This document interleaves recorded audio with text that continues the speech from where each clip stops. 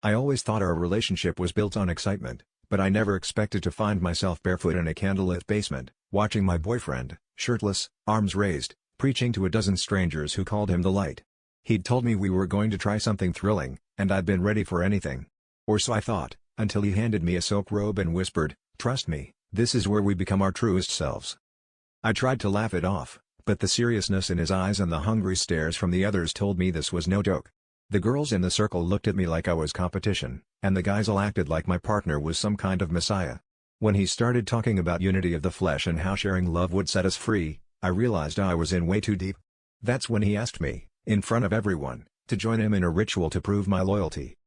I didn't say a word, just stared at him as all those secrets I'd been ignoring came flooding back, the late nights, the locked doors, the whispers on the phone, the way he always came home smelling like incense and someone else's perfume.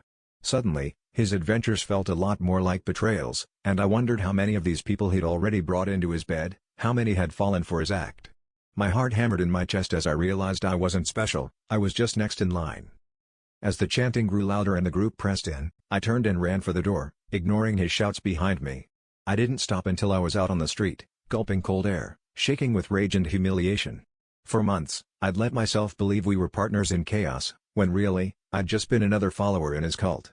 Now I can't decide what's worse, that he lied to me, or that I let myself believe him because I was addicted to the drama.